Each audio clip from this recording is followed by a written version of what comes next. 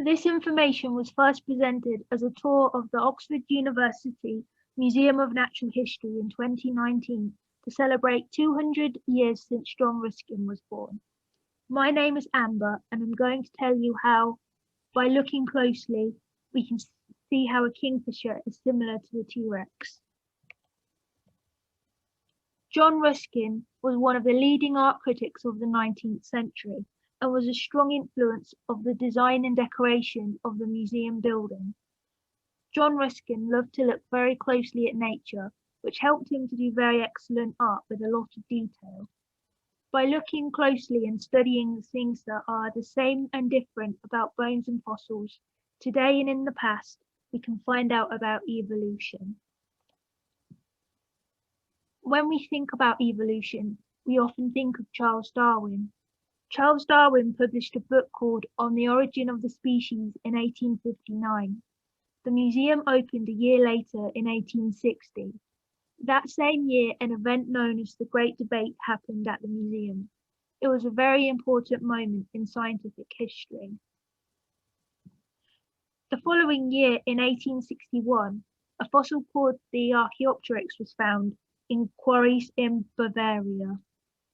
This fossil is thought to be the missing link between birds and dinosaurs. The Archaeopteryx lived around 150 million years ago. I think this is very important because it is not obvious how birds and dinosaurs are linked together, and it was discovered at a time when evolution was still a brand new subject. We will return to the Archaeopteryx at the end of this tour. Here is a photograph of a common kingfisher that can be found on the upper floor of the museum. It is a small bird between 16 and 17 centimeters long and weighs between 34 and 46 grams. Its feathers are greenish blue and brownish orange underneath. It has a sharp long black beak and dotted patterns on its head. It stands on two legs, flies fast, and lives by the water where it can hunt for fish. It can dive at speeds up to 25 miles per hour. Here is a picture of a kingfisher that John Ruskin painted.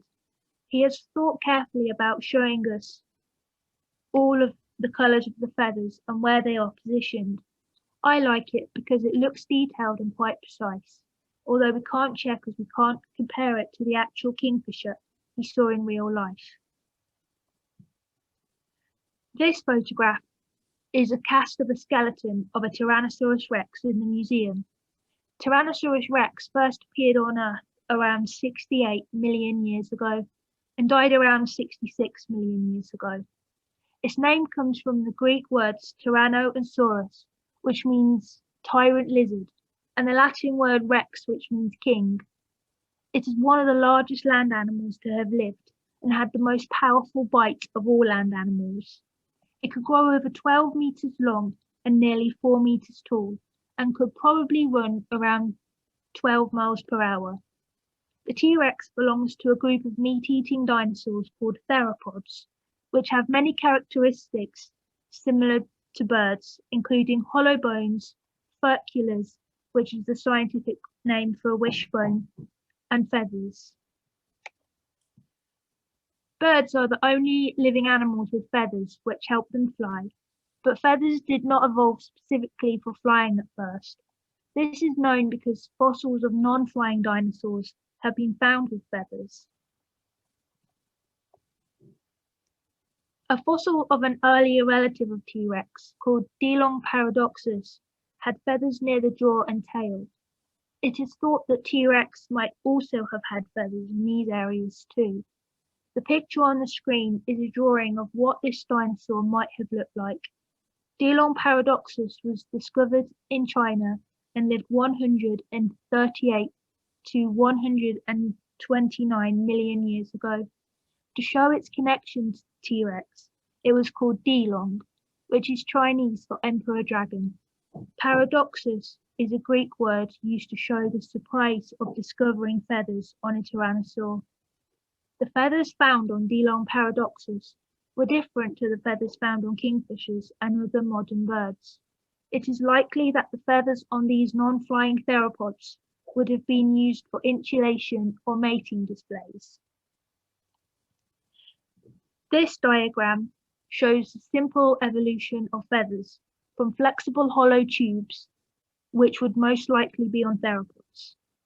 The more complicated feathers at the bottom of the diagram would help modern birds like the kingfisher fly.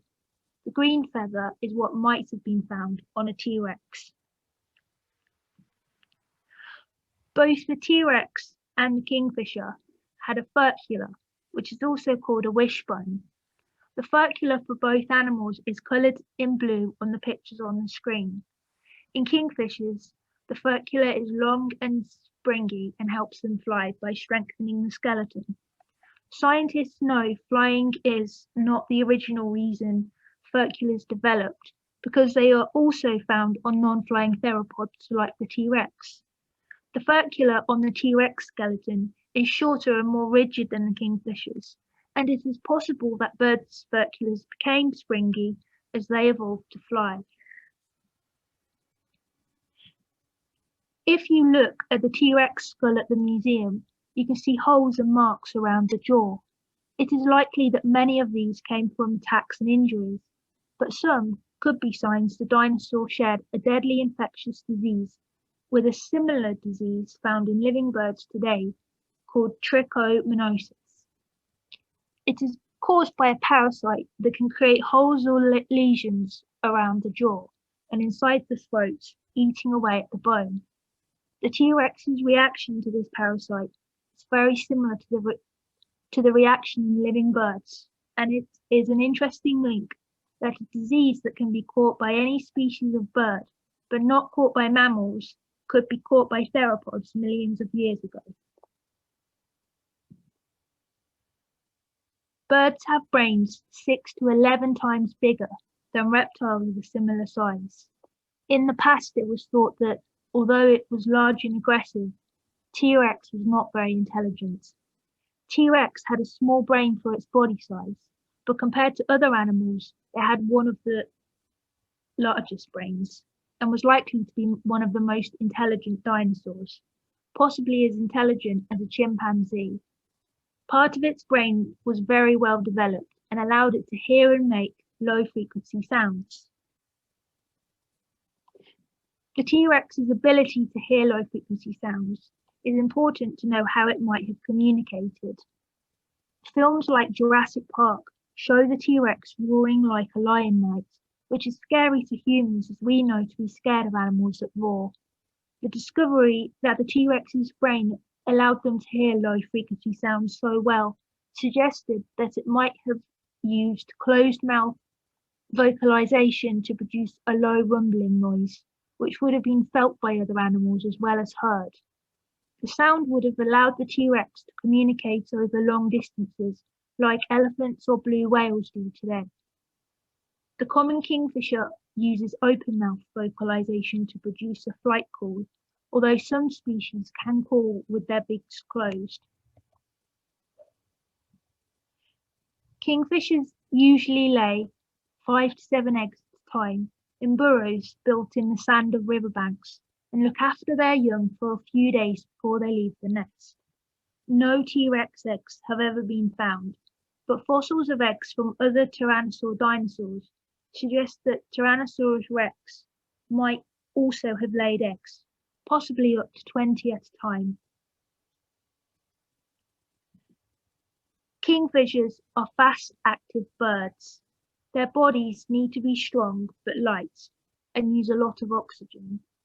To achieve this, the kingfisher's main limbs are hollow, with a structure similar to that shown here. Air sacs between spaces in their bones help move oxygen around their body during flight. This creates a more efficient system than in mammals, whose bones are filled with marrow. Many dinosaurs, including T-Rex, had similar systems using air sacs and hollow bones, which enabled them to lead active, predatory lifestyles. This tour has compared how a kingfisher is similar in biology to a T-Rex. The Archaeopteryx was an important discovery that helped scientists to start considering how dinosaurs and birds evolved. The name is from ancient Greek and means ancient feather or wing. The Archaeopteryx is particularly interesting as it has the characteristics like wings, feathers, and wishbone like a bird, but also teeth, a bony tail, and claws on its hands like a reptile or dinosaur. Its long bony tail had feathers which were more complex than the T-Rex, but not as complicated as the kingfisher's feathers. Archaeopteryx lived around 150 million years ago, and it's thought that it could fly, but differently to how birds fly today. In this way, the Archaeopteryx is perhaps the missing evolutionary link between dinosaurs and birds. You can see a cast of the fossil of Archaeopteryx on the ground floor of the museum. I hope you have enjoyed finding out about the similarities between a T-Rex and a kingfisher on my virtual tour today.